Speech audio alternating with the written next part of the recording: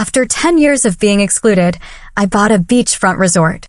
Then I booked it full and told my mom, just like your house, mine's out of room. They finally got back what they gave. Can you imagine being told your own family's beach house, the one you grew up with, was suddenly too full for you, year after painful year?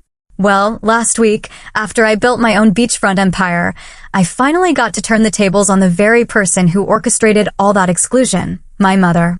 And trust me, it felt incredibly satisfying. For years, I was Samantha, the forgotten middle child. We grew up just outside of Boston. My parents, Caroline and Richard, my older brother Ryan, and my younger sister Megan. From the start, the dynamic was crystal clear. Megan was Mom's obvious favorite, Ryan was Dad's fishing buddy, and me? I was just there. My mom, Caroline, was a high school English teacher with a flair for the dramatic and a desperate need for everything to appear perfect. She'd grown up poor, then married my dad, an accountant whose career steadily progressed. Mom always had big social climbing dreams, and she projected those ambitions onto her children in different ways. The favoritism toward Megan was glaring. I'd bring home straight A's, and Mom would glance at my report card and say, "That's nice, honey," before rushing to hang Megan's C+ art project on the refrigerator, gushing, "Look at the creativity." Ryan could do no wrong in my father's eyes. His average grades? Focusing on the important things. His participation trophies? Displayed prominently. Dad was a quiet man, always avoiding conflict. If I ever tried to talk to him about the unfairness, he'd just pat my shoulder and say, "Your mother means well," or "That's just how families are, Sammy." His passivity allowed this whole painful dynamic to fester for years.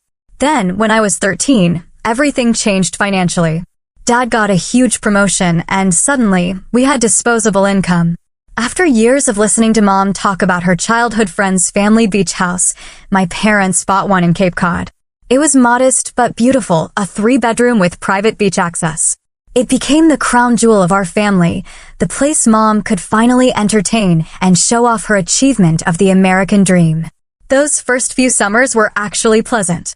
I remember helping Dad grill seafood, building sandcastles with Megan before she decided I was uncool, and long walks on the shore with my first high school boyfriend. But even then, there were signs. In family photos at the beach house, I was always on the edge or half hidden. "Samantha, move back a bit. The sun is catching your glasses." Mom would direct, even on cloudy days. Later, in the framed photos displayed at home, I'd often be cropped out entirely. My academic achievements continued to be overshadowed. When I got into an advanced science program, Mom just nodded, already preparing for Ryan's basketball game. When I won the state science competition, she was busy helping Megan prepare for a tiny role in the school play. "Your father, and I can't be everywhere at once, Samantha," she'd snap whenever I expressed disappointment.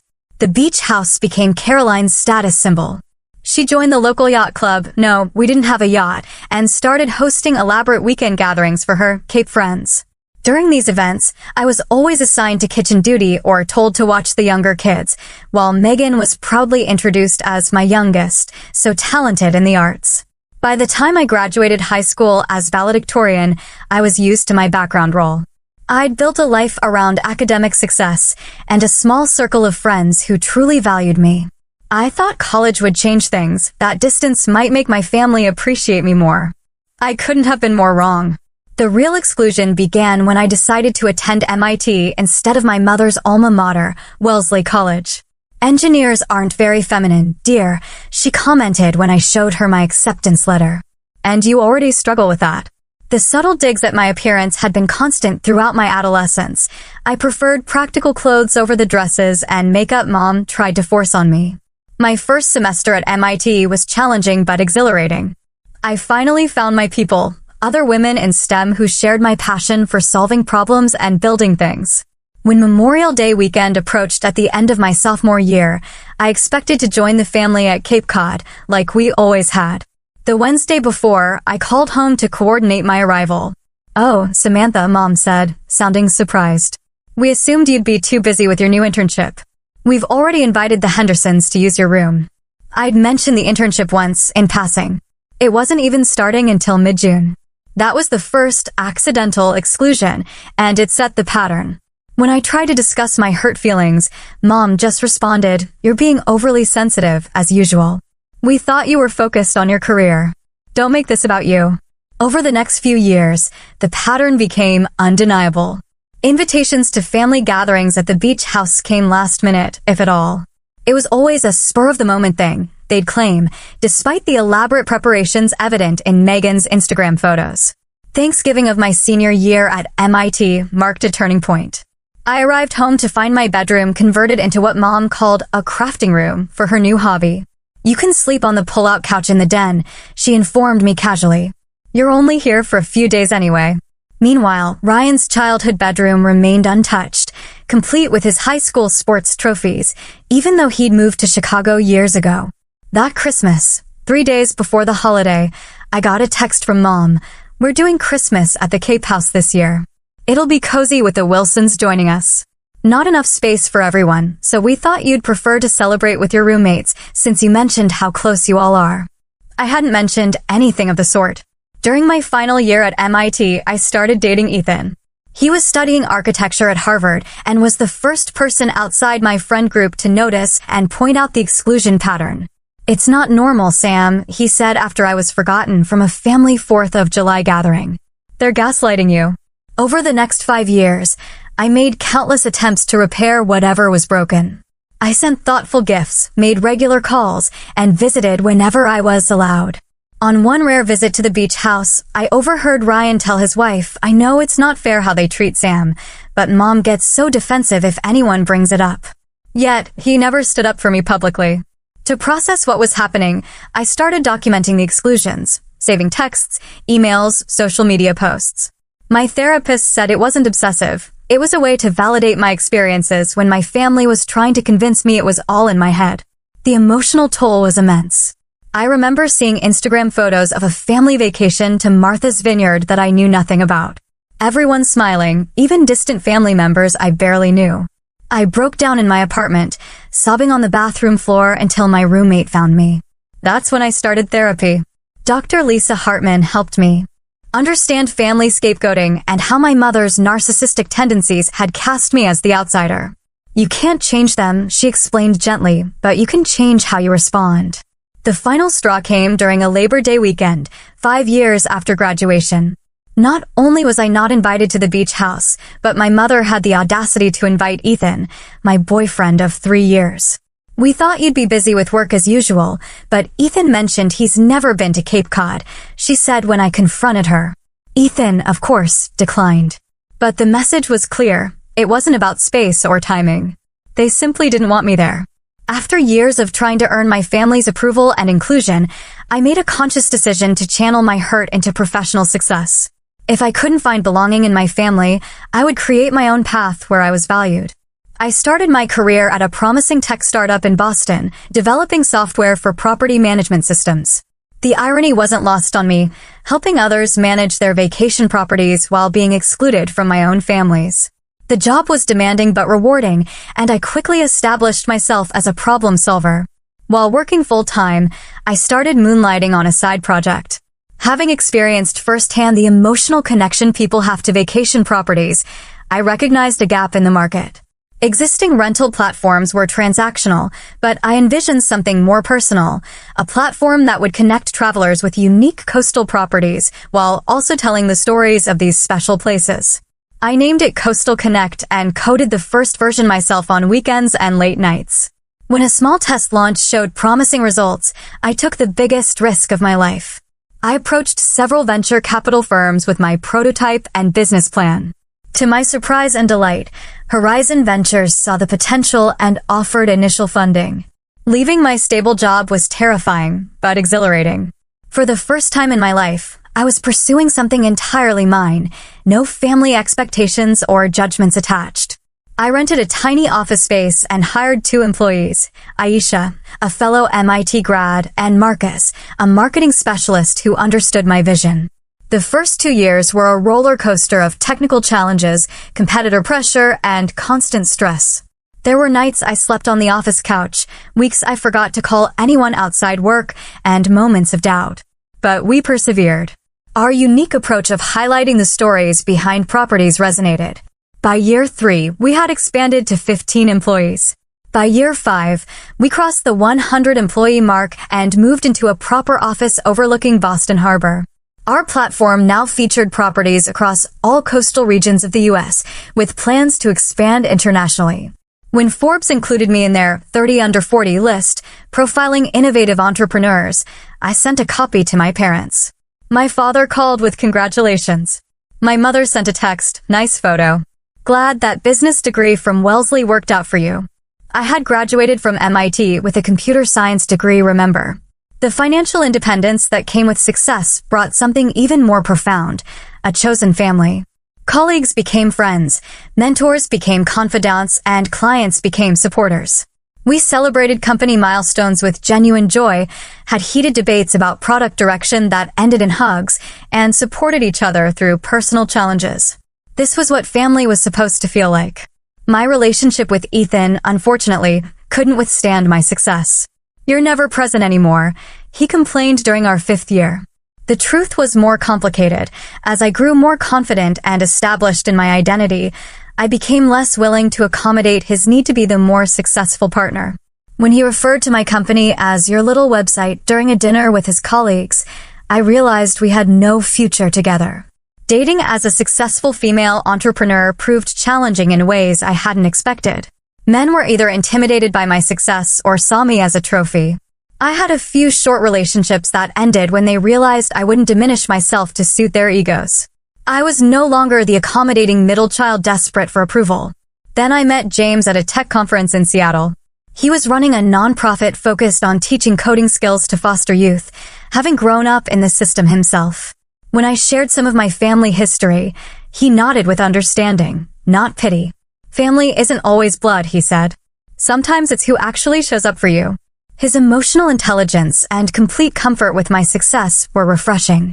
As Coastal Connect continued to grow, we attracted acquisition offers from larger travel platforms. After careful consideration, we decided to remain independent but pursue an IPO. The day our company went public was surreal. Watching the opening bell with my team, seeing our years of hard work validated, knowing I had created something of lasting value. At 33, I became a multimillionaire, at least on paper.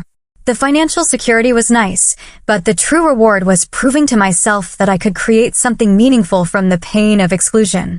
I had turned my understanding of belonging into a successful business that helped others create memories in special places. The irony was not lost on me. The discovery of what would become my own beachfront property happened entirely by accident. I was on a business trip to Florida's Gulf Coast, scouting potential premium properties for a new exclusive collection tier on Coastal Connect. James had joined me, turning the business trip into a mini vacation. We were driving along a less developed stretch of coastline when I spotted it, a modest but charming resort with a weathered "For Sale" sign swinging in the sea breeze. Serenity Shores Resort, the sign read. Something about the property called to me, and I asked James to pull over. Walking the grounds, I was struck by an unexpected sense of déjà vu. The main building had the same weathered cedar shingles as my parents' Cape Cod house, but on a larger scale. The property featured a central lodge with reception and common areas, plus 12 separate cottage units facing the ocean, each with its own private deck.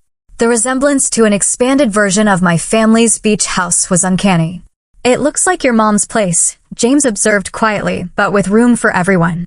My first thought was, purchasing this would be an act of petty revenge, a way to say, I have my own beach house now, and it's better than yours. I dismissed the idea as childish, and we continued our tour of other properties. But that night, in our hotel room, I couldn't stop thinking about Serenity Shores. The next morning, I called the number and arranged to meet with the property agent. Lisa, a straightforward woman in her 50s, gave us a proper tour and shared the resort's history. Built in the 1970s by a couple who wanted a family-friendly beach retreat, it had passed to their son, who had maintained it lovingly, but was now retiring. It's been in the same family for almost 50 years, Lisa explained. They're hoping to find a buyer who will keep its character rather than tear it down. For condos. The price was substantial, but not unreasonable. Still, I hesitated. Was I considering this for the right reasons? I consulted with my financial advisor, Morgan. Sentimentality aside, she concluded, it's actually a solid investment. Tourism in this area is growing steadily, the property is well maintained, and beachfront real estate in Florida isn't exactly going to decrease in value. I spent the next week researching everything about the resort. The more I learned, the more I could see its potential, not just as an emotional purchase, but as a sound business decision. 2 weeks later, I met the owners, Eleanor and Henry Thompson, over dinner. They shared stories of families who had been coming for generations. "We're not just selling a property," Eleanor said, her eyes misting. "We're passing on a place where people have made their most precious memories." Something shifted in me during that conversation. This wasn't about one-upping my mother anymore. It was about creating a place of genuine welcome, the opposite of what I had experienced for so many years. I made an offer the next day, slightly below asking, but with a promise to maintain the character and retain the current staff. After some negotiation and a slightly increased offer, the Thompsons accepted. The closing process took 2 months. The night after closing, I stayed alone in the owner's cottage, now my cottage. Sitting on the deck with a glass of wine, watching the sunset over the Gulf, I felt a complex mixture of emotions. Pride in what I had accomplished, lingering sadness for the family bonds I had never truly had, excitement for what this place could become, and a surprising sense of peace.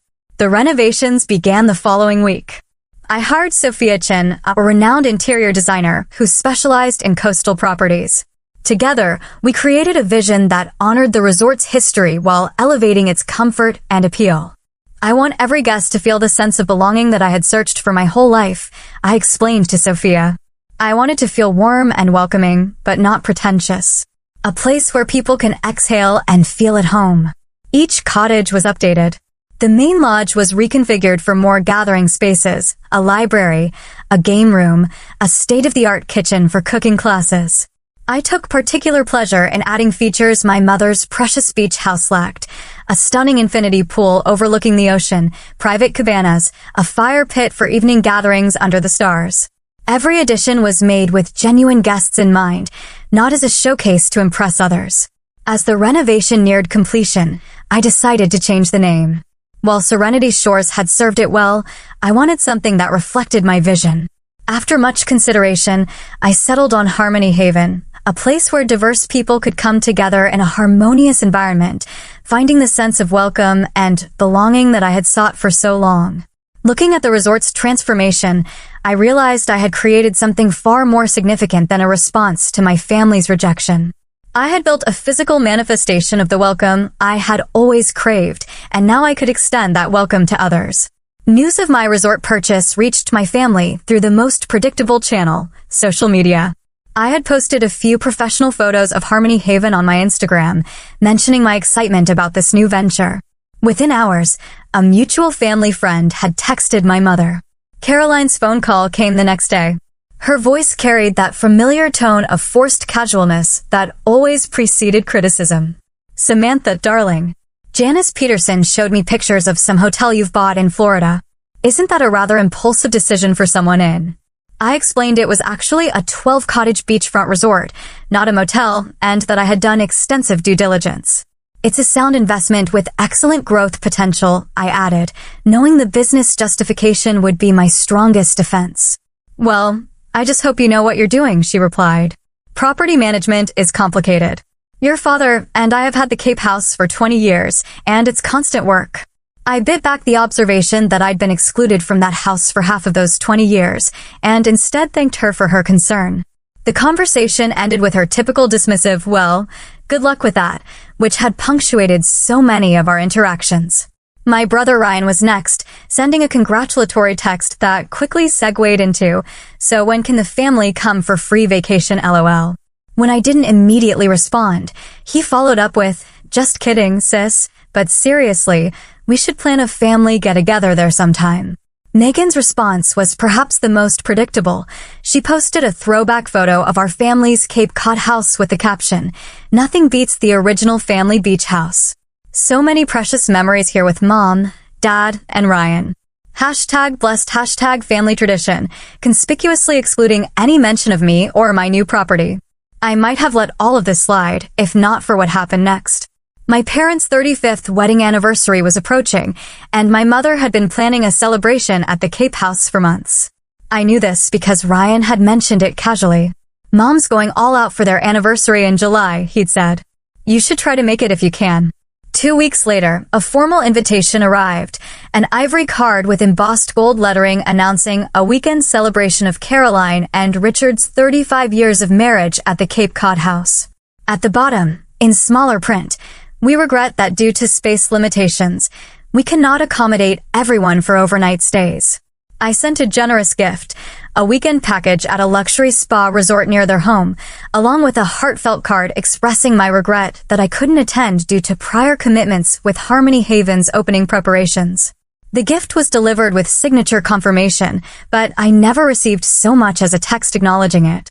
Through Ryan's wife's Instagram posts, I discovered that not only had several distant cousins been invited to stay at the house for the anniversary weekend, but also 2 couples I had never met, apparently new friends from my mother's garden club.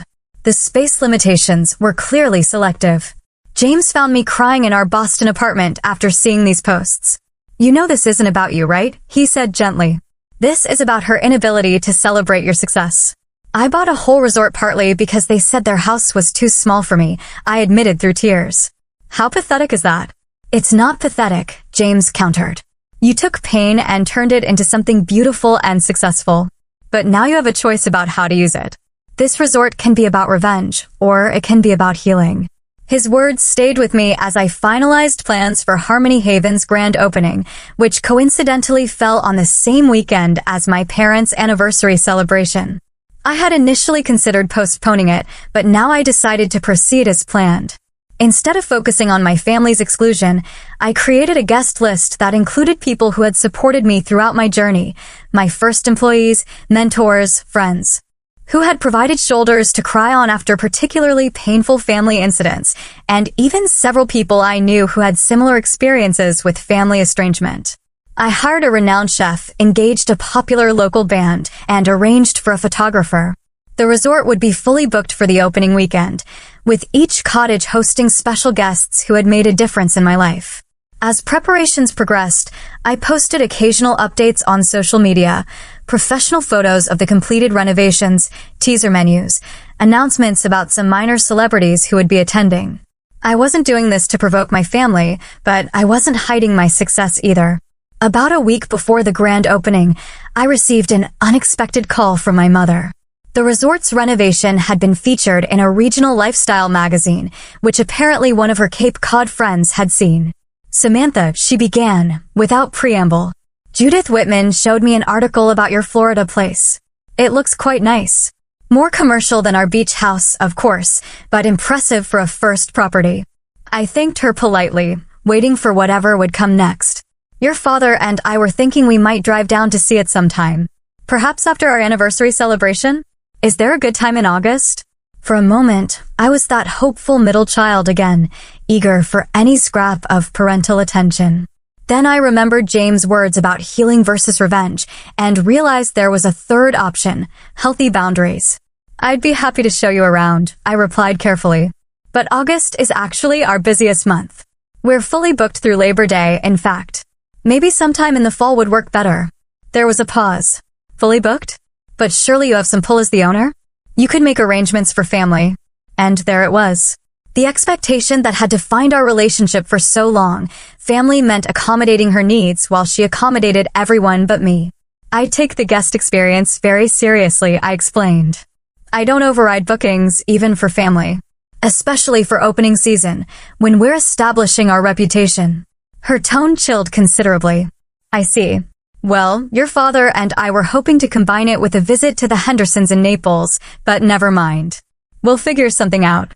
The conversation ended shortly after, but I knew this wasn't the last I would hear about it.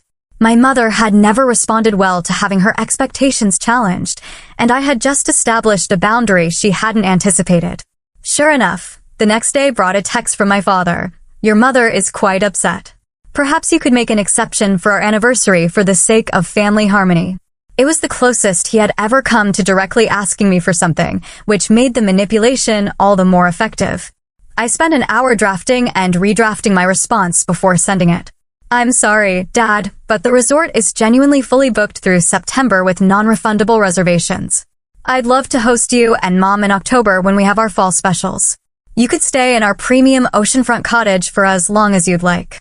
His response was brief. "We'll discuss it and get back to you." I knew what that meant. They wouldn't be coming, at least not until my mother found a way to position it as her idea. The week before Harmony Haven's grand opening was a whirlwind of final preparations. The landscaping crew put finishing touches on the tropical gardens, the housekeeping staff meticulously prepared each cottage, and the kitchen team practiced the special menu until every dish was perfect. As the owner, I was involved in every aspect. The first guests began arriving 2 days before the official opening, close friends and early supporters who had helped make both Coastal Connect and Harmony Haven possible. I had arranged for a pre-opening dinner on the beach, a casual affair with tiki torches, local seafood, and acoustic music.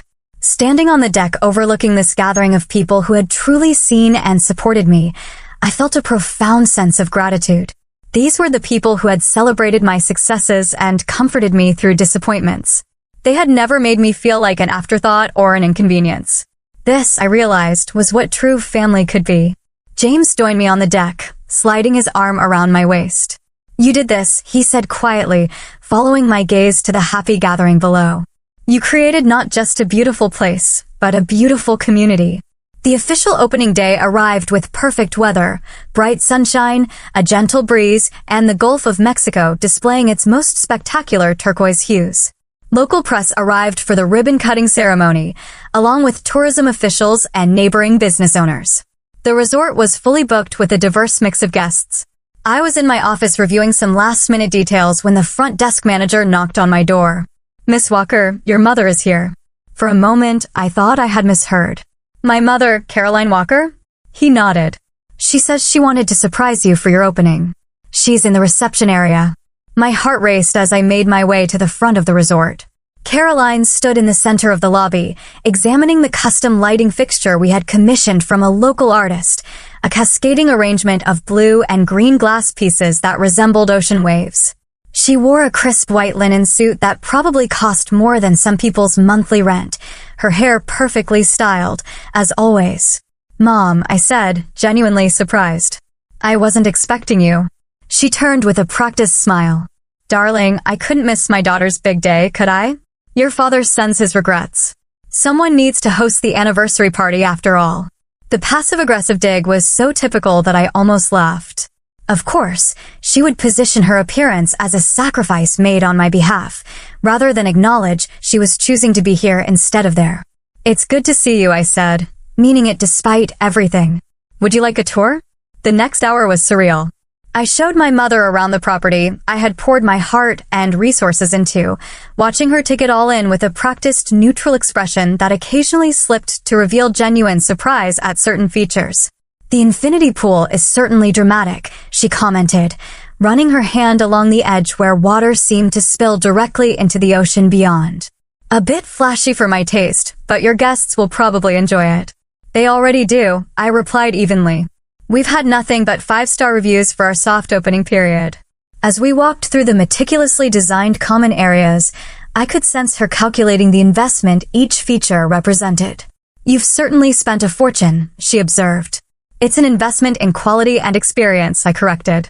"Every detail has been carefully considered to create a cohesive environment where guests feel both pampered and at home." The tour continued through one of the premium cottages, currently unoccupied. My mother took in the ocean view from the private deck, the luxurious king bed, the spa-like bathroom. "This is quite nice," she admitted reluctantly. "Different from our place, of course. Ours is more authentic. This is more like a hotel." "That's because it is a hotel, Mom," I replied with a smile. A boutique resort specifically designed to make guests feel special.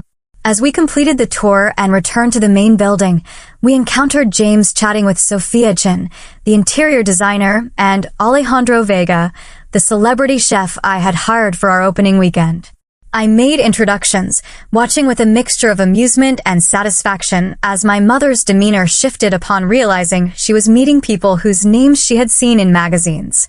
"Sophia Chin, your work in the Hamptons was featured in Architectural Digest, wasn't it?" she gushed, suddenly animated.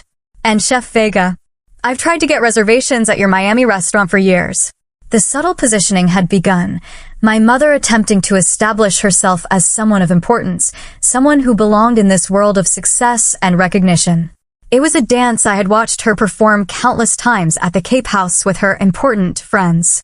I suggested we have lunch on the private patio of the resort's restaurant. As we were seated at the best table overlooking both the pool and the ocean, I could see her taking mental notes, likely for stories she would tell her friends back home. So, she said, after ordering an expensive champagne, you've done well for yourself. Your father and I always knew you would. I bit back the urge to point out that they had never expressed any such confidence in me. Instead, I simply thanked her and steered the conversation toward neutral topics. It was during dessert, a local specialty of key lime pie with a modern twist, that she finally revealed the true purpose of her visit. Samantha, about your father's and my anniversary weekend, she began, setting down her fork. We've had a slight change of plans. The persons have had to cancel. John's back is acting up again, and that leaves us with an empty guest room at the Cape House. I waited, already knowing where this was heading. It occurred to me that this might be perfect timing. We could have our celebration, you could join us after all, and then your father and I could drive down to see your place the following week. It works out beautifully for everyone. The invitation was so transparently conditional that it was almost comical. Now that she had seen the resort, met the celebrities, and calculated the success it represented, I was suddenly welcome at the anniversary party that had been planned without me. That's a thoughtful offer, Mom, I replied carefully, but unfortunately, I can't leave the resort during our opening weeks. As the owner, I need to be present to ensure everything runs smoothly. Her smile tightened slightly. Surely you have managers for that sort of thing? This is a special family occasion, Samantha. It is, I agreed, which is why I sent that spa package for you and Dad. I hope you'll enjoy it after your celebration. About that, she said, her voice taking on the slight edge I knew so well. The spa is lovely, but what we'd really prefer is to come here. We could arrive next Friday, the day after the anniversary party. I assume you can arrange accommodations for us? Nothing too elaborate, just one of the nicer cottages, preferably the one you showed me earlier with the ocean view. And there it was, the assumption that had defined our relationship for years.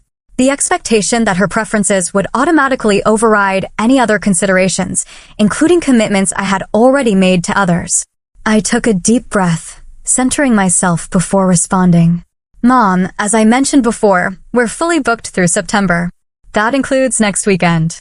Every cottage has been reserved for months, many by people who are here specifically for our opening festivities. Her expression hardened. You're the owner, Samantha. Surely you can make arrangements? Move some people around? Offer them a discount or something. I don't operate that way, I said firmly. I respect the commitments I've made to my guests. Just like your beach house has been too full to accommodate me for the past 10 years, my resort is too fully booked to accommodate you next weekend. The moment the words left my mouth, I saw the shock register on her face.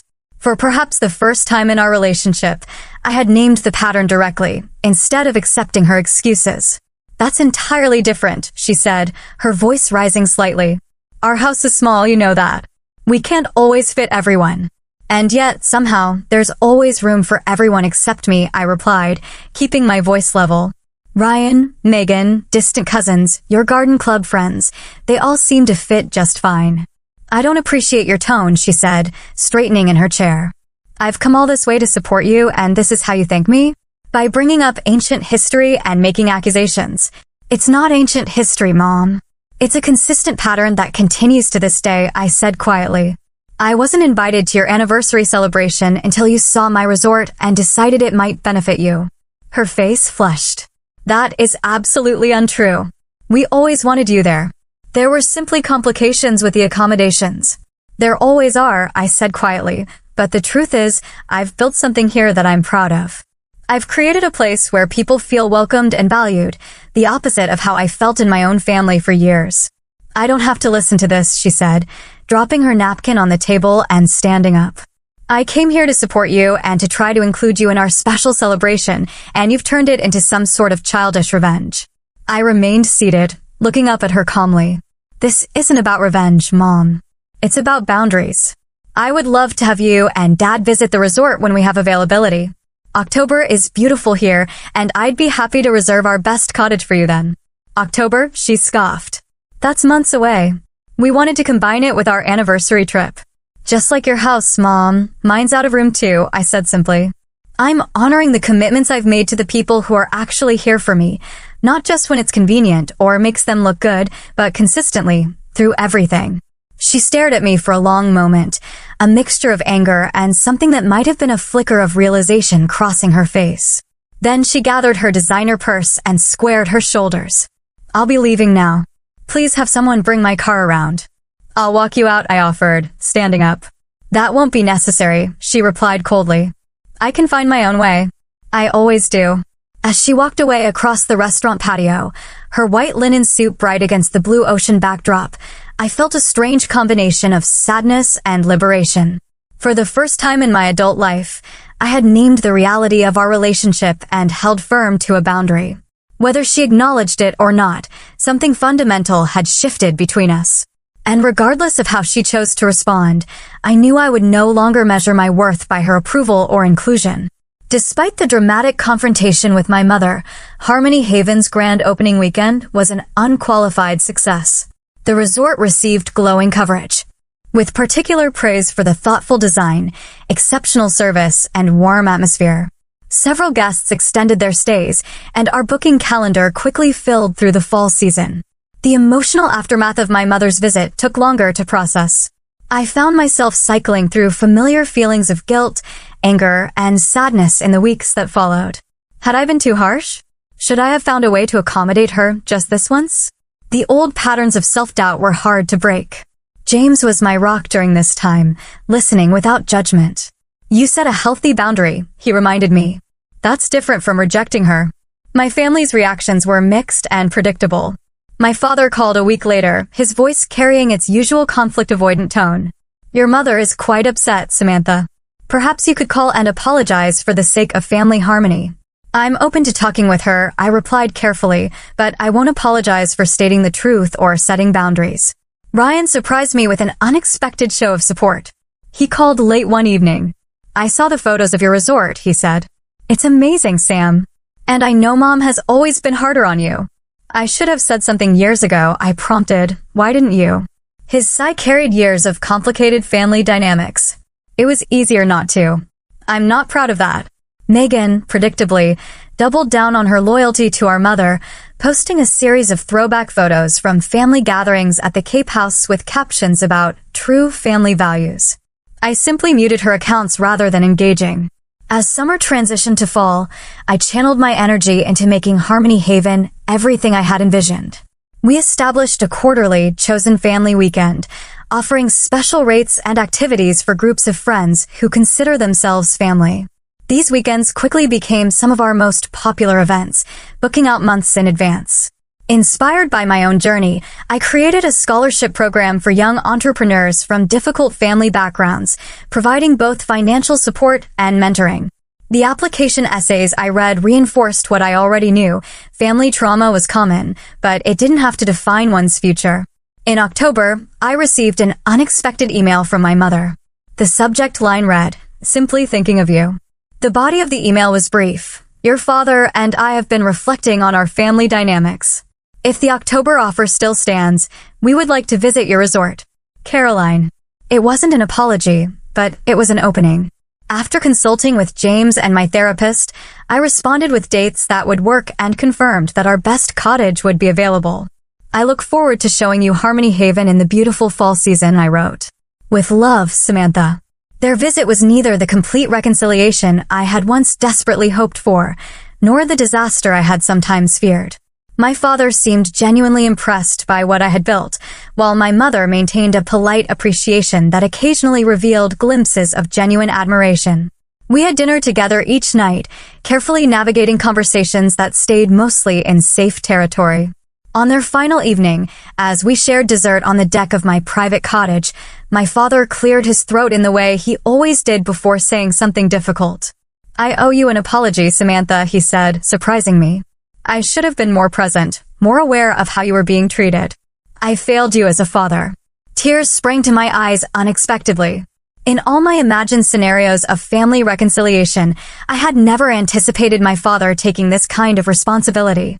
My mother didn't offer a direct apology, But later that evening, as they prepared to leave, she held my hands in hers and said, "You've built something remarkable here, Samantha. Something entirely your own." I'm beginning to understand that now. It wasn't everything, but it was something. A crack in the wall of denial that had defined our relationship for so long. In the year that followed, our family relationship slowly evolved. Some improved. My father began calling regularly, genuinely interested in my life and business. Others maintained a polite distance. My mother and I established a pattern of monthly phone calls that stayed in safe conversational territory. And some remained complicated. Megan continued to view my success with a mixture of envy and resentment that made real connection difficult. James proposed on the private beach of Harmony Haven during a spectacular sunset in December, presenting a ring that represented our journey together. Not a traditional diamond, but a rare blue sea glass surrounded by small pearls. "Because you turn the rough edges of life into something beautiful," he explained. As Harmony Haven celebrated its first anniversary, I reflected on the journey that had led me here. The resort had exceeded all business projections, but its true success couldn't be measured in occupancy rates or profit margins. Its greatest achievement was in becoming a place of genuine belonging, for guests, for staff, for the community we had created, and ultimately for me. The exclusion that had once wounded me so deeply had led me to create a space specifically designed for inclusion. The rejection I had experienced had taught me the profound importance of welcome. The family that couldn't make room for me had inspired me to build a place with room for everyone. That's the thing about life's most painful experiences. They can destroy us, or they can transform us. They can make us smaller and more fearful, or they can challenge us to create something new and beautiful from the broken pieces. I chose to build rather than break. I chose to create rather than simply criticize. And in doing so, I found not just success, but healing. What about you? Have you ever turned pain into purpose or rejection into creation? How have difficult family dynamics shaped your life choices? Thank you for being part of my story today, and remember, sometimes the people who don't make room for you are unknowingly pushing you toward creating something bigger than they could ever imagine.